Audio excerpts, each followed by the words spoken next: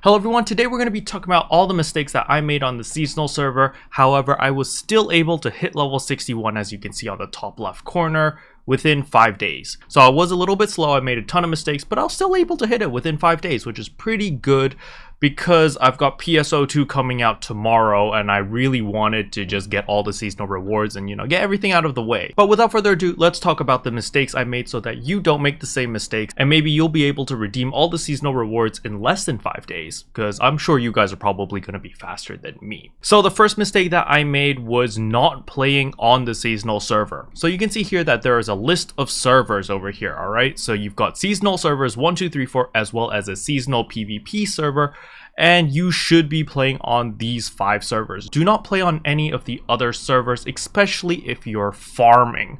So I made this grave mistake. The reason for that is because mobs do not drop time-filled blackstones, refined magical blackstones, nor do they drop Tuvala or on the non-seasonal servers. So while it might seem to be better to go on a less populated server in order to get your 5,000 kills for your weekly, it's not actually worth it, mainly because you're killing 5,000 mobs for the weekly, but you're missing out on all of these drops. You're missing out on so many time-filled blackstones, you're missing out on all these other RNG drops, which you actually need to upgrade your gear, okay? So it's really, really important that if you're doing your weekly, please do it on the seasonal server so that you don't miss out on these upgrade materials, which you'll need in order to upgrade your weapons and your armor eventually to pen gear, as I have with my weapon over here. Okay, so that is mistake number 1 that I made. If you're just blasting through the story and let's say you're going through bandits and there's like 50,000 trillion people there and you can't even find bandits to kill in order to complete your storyline quest,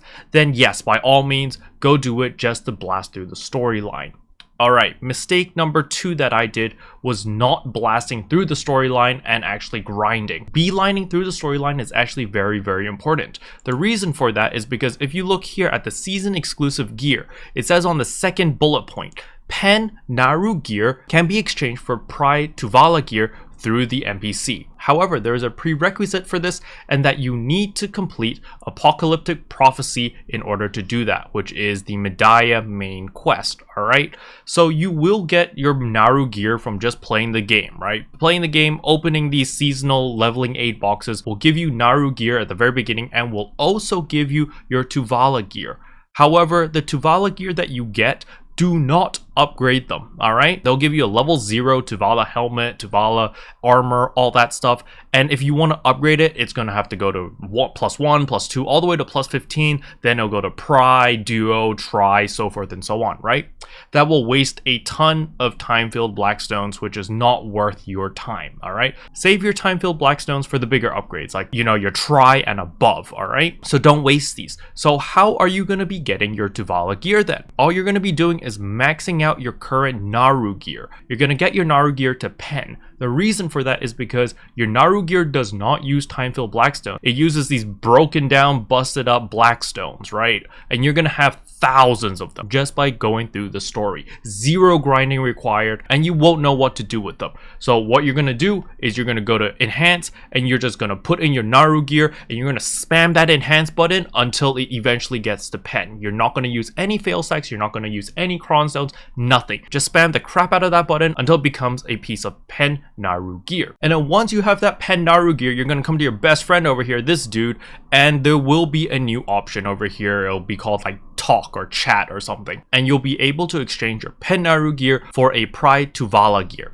Alright, so Pride Tuvala gear is going to be here, so you're going to be saving a ton of time-filled blackstones because you basically skip the upgrade process from 1 to 15, which is a pain in the butt, especially when it's like +14, +15. Those upgrade rates are horrendous, so please do that with your Naru gear. Okay, so the next piece of advice is do not upgrade your awakening weapon. The reason for this is because when you do your awakening / succession quest, you will automatically get a Pride awakened weapon. You do not need to upgrade it, even though the seasonal leveling 8 box will give you one. Just don't level it, okay? Just do your awakening quest, you will automatically get a Pride weapon, and then if you plan to use the awakening, then by all means upgrade your weapon. However, for me, I'm playing Succession, so I focused on my main weapon. Mistake number 4 that I made was opening these leveling 8 boxes too early, because you can see over here on the first tab right here, when I open this box, I will gain a leveling aid buff for 120 minutes. So the duration for this leveling aid buff will vary depending on what level box you're opening. However, it gives you a huge combat EXP boost.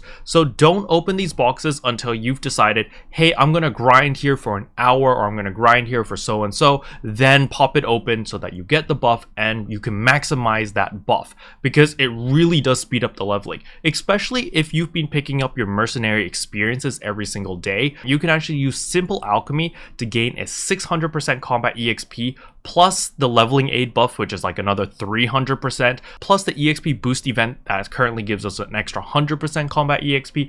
And because we're on the seasonal servers, we get even more EXP, and you will be leveling up like a madman. And also don't forget to use your stone over here. I always forget to use this stone, but this stone also gives you an additional 50% more combat EXP, 30% more skill EXP, so forth and so on. And yeah, those were the main mistakes that I made. Talking about things that I could have improved in my leveling process or my seasonal characters process, I should have focused more on finishing the storyline and then leveling. I feel like these two things should be your main priority. So for the questing, you just need to complete up to the Valencia Part 1 quest. You do not need to do any of the Valencia Part 2 quests and any of these down here. You don't need to do them unless it's your first character, then by all means do them, but I really hate the Valencia 2 quest. Luckily they do give you a compass, but the compass only lasts for 3 days. So when you do get your Ancient Explorer's compass, make sure to blast through all of the Valencia quest line if you're planning to do Valencia Part 2 as well, because a lot of it is in the desert, and if you don't have a compass in the desert, it's gonna be a pain in the ass. But you know, you can always buy the compass from the Oasis vendor Ellie over here for 1 silver. You can see right here, Oasis compass. So if everything goes south, then you can use this. All right, so now you finish the story and you hit level 61. What rewards are you getting? First of all, you get a Pen Tuvala ring and you get a Pen Tuvala earring. This one you get at level 60, this you get at 61. So next up is upgrading your gear. So as for upgrading your gear, I recommend you to just upgrade your gear to Tet. The reason for that is because it's quite easy to upgrade your gear to Tet because of these refined magical blackstones. These refined magical blackstones give you a guaranteed 100% chance to upgrade your gear up to Tri. So in order to get your gear from Pri to Duo, it'll consume 20 of these refined magical blackstones. From Duo to Tri, it will consume 30. So basically what you're going to be doing is you get it to Tri, right? So for example, my Tuvala shoes, I've got this to Tri, and then I would gamble. I would try to get the Tri to a Tet. And if I do fail and it goes down to a Duo, I immediately use a refined magical blackstone and then bump it back up to Tri. So this does eat a ton of durability from your equipment. It consumes 50 durability every time you bump it back up, but it's 100% and it does not consume your fail stacks, which is a very, very big deal. So this way you don't need to swap between like 5 different characters over and over and over, switching your piece of gear because you don't want to consume your fail stacks on your main character. An example would be my Pen Tuvala blade.